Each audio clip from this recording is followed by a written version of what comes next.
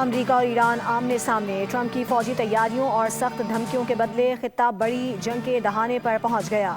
امریکہ کا سب سے بڑا USS جیرالڈ آر فورڈ نامی سمندری بیڑا مشرق وسطی کے قریب پہنچ گیا۔ ابراہم لنکن نامی طیارہ بردار بیڑا پہلے ہی ایران کے قریب موجود ہے۔ ادھر ایران نے بھی بحیرہ ہرمز میں بحری مشقیں جاری رکھی ہوئی ہیں۔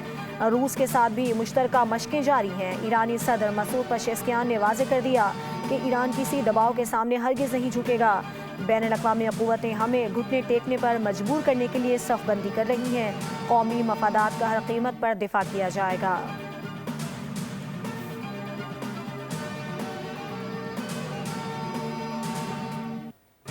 امریکی صدر ٹرمپ کا عالمی ٹیرف 10 سے بڑھا کر 15% کرنے کا اعلان۔ کہا، صدر کی حیثیت سے عالمی ٹیرف 15% کر رہا ہوں۔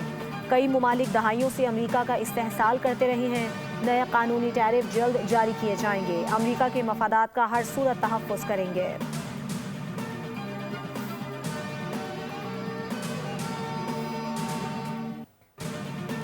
سندھ کی تقسیم اور کراچی صوبہ بنانے کی باتیں سازش قرار۔ کراچی سندھ کا اٹوٹ انگ ہے۔ وزیر اعلیٰ سندھ مراد علی شاہ کی پیش کردہ قرارداد سندھ اسمبلی نے منظور کر لی۔ سندھ اسمبلی میں اظہار خیال کرتے ہوئے مراد علی شاہ نے کہا کہ سندھ توڑنے کا خواب پورا نہیں ہونے دیں گے۔ MQM نے 2019 میں قرارداد کی حمایت کیوں کی تھی؟ اب دال میں کالا نظر آ رہا ہے۔ مجھے آج بو آ رہی ہے کہ 2017 میں ان کا فیصلہ غلط تھا۔ انہوں نے بتایا کہ قرارداد میں گورنر سندھ کا نام نہیں ہے، رولز میں ہے کہ گورنر اور صدر کی ذاتیات پر بات نہیں کی جا سکتی۔ جماعت اسلامی اور تحریک انصاف نے قرارداد کی حمایت کی۔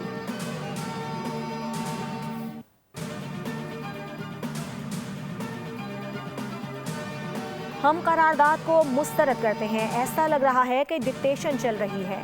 ہم آپ کے ہاری نہیں ہیں کہ ہر بات مان لیں۔ قرارداد میں لکھا ہے کہ سازش کی مذمت کرتے ہیں۔ کون سی سازش ہو رہی ہے؟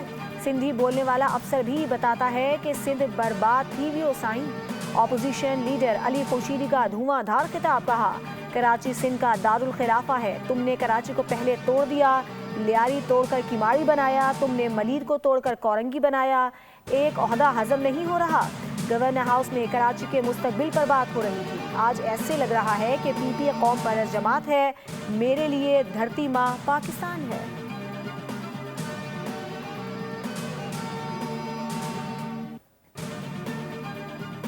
کراچی میں ماضی میں نسلی فسادات، بھتہ خوری اور قتل عام کرنے والے آج اچھائی کا درس دے رہے ہیں۔ یہ سب جی بھائی کرتے تھے۔ کراچی میں پولیس والوں کو چن چن کر قتل کیا، بوری بند لاشیں ملتی تھیں۔ سینئر وزیر شرجیل انعام میمن کی سندھ اسمبلی میں تقریر پر MQM پاکستان کے ارکان کا شور شرابہ۔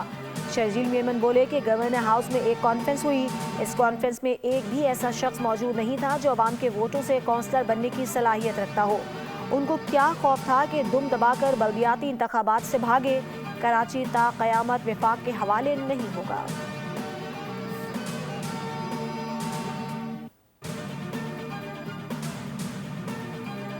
کولمبو میں سپر 8 کا پہلا میچ بارش کی وجہ سے منسوخ۔ پاکستان اور نیوزی لینڈ کو ایک پوائنٹ دے دیا گیا۔ مسلسل بارش کے باعث میچ تاخیر کا شکار ہوا اور ایک بھی گیند پھینکی نہ جا سکی۔ بعد ازاں امپائر نے میچ منسوخ کرنے کا اعلان کیا۔ اس سے قبل پاکستان نے نیوزی لینڈ کے خلاف ٹاس جیت کر بیٹنگ کا فیصلہ کیا تھا۔ منگل کو پاکستان انگلینڈ سے دوسرا میچ کھیلے گا۔ امریکہ کے ٹائمز اسکوائر پر باجماعت تراویح کے روح پرور مناظر، ویڈیو وائرل۔ عالمی خبر رسائی ادارے کے مطابق یہ 5واں موقع ہے کہ ٹائمز اسکوائر میں باجماعت تراویح کا انعقاد کیا گیا۔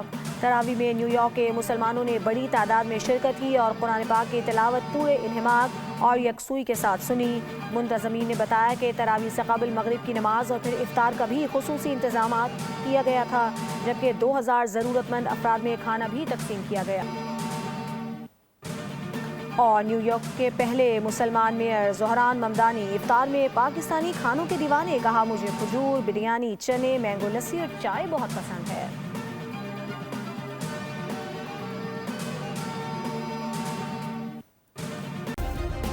سبسکرائب کریں اور بیل دبائیں تاکہ کوئی خبر رہ نہ جائے۔